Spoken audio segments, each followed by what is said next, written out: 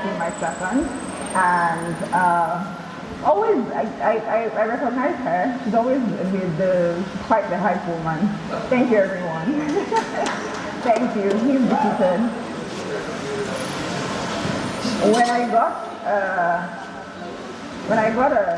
I think an email or a text to come and speak here, it instantly resonated with me. It was I didn't need any convincing, and that had majorly to do with the selected title. I think it speaks something about the organizers of TEDxMcPherson. You can't hear me? You can't? Oh, but I can hear myself. Okay, I really don't like mics, but okay.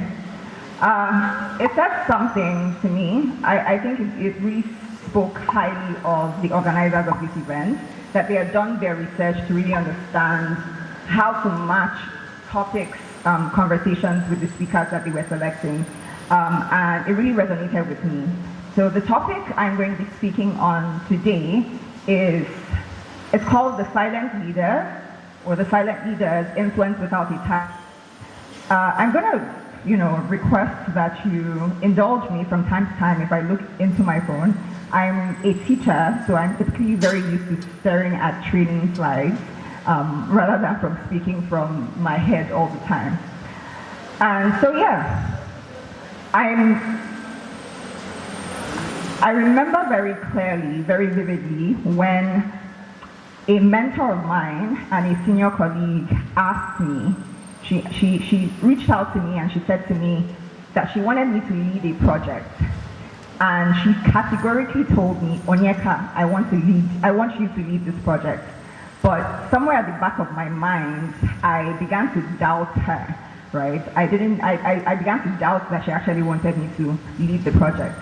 And I'm sure you're probably wondering why didn't you believe someone who already told you categorically that she wanted you to lead a project? And I'm going to tell you why. It's because somewhere inside of my heart, I had developed what I believe is a hidden lust for title and stage, right?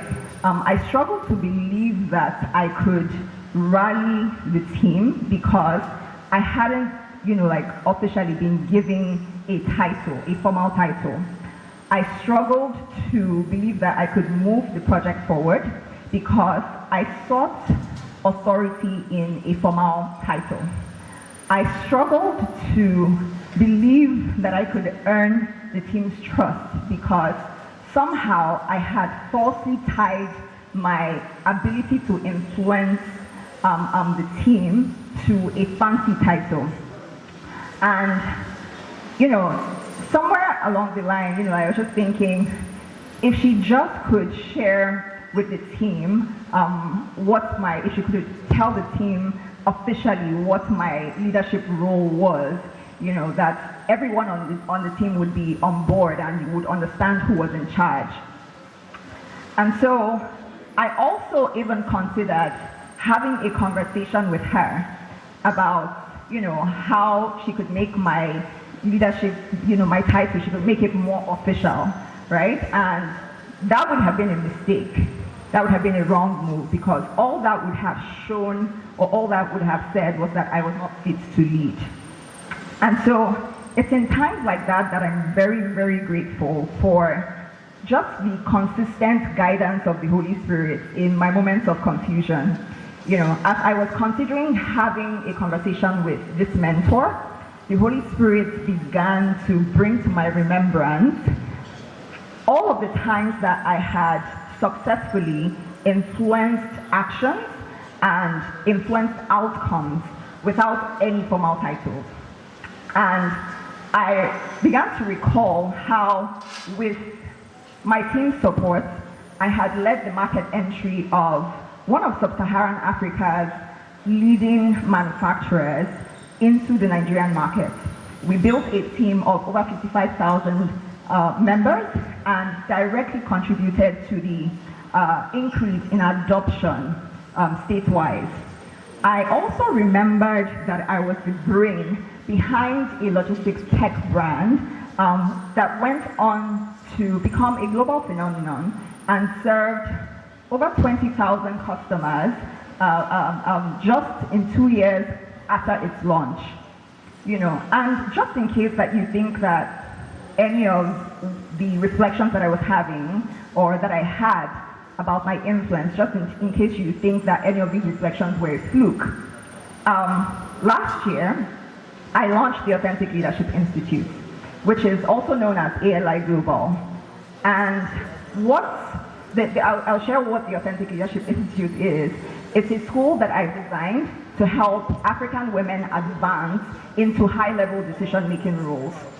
What initially started out as just a handful of women has now, or is fast becoming, a global phenomenon, as we have over 1,500 women who are now learning how to lead across Africa, across Asia, across North America and Europe. Thank you. Thank you. And so all of these taught me, I realized that yes, I actually did achieve all of these things, or I've successfully achieved these things without any formal titles, just as me, Onyeka Nwobu, an entrepreneur and a teacher. Now, I want us to be very honest. We live in a society that is obsessed with social status, social symbols. And when you get on social media, it doesn't take you up to 5 minutes to scroll through to see countless young professionals who are boasting in their, latest platforms, their new titles. They're boasting about their biggest stages. And we've created a generation that is now more obsessed with validation than it is with impact. And somehow we've been conditioned to believe that influence comes after the title, not before the title. And the truth is that, from what I've seen, when those people who chase after titles are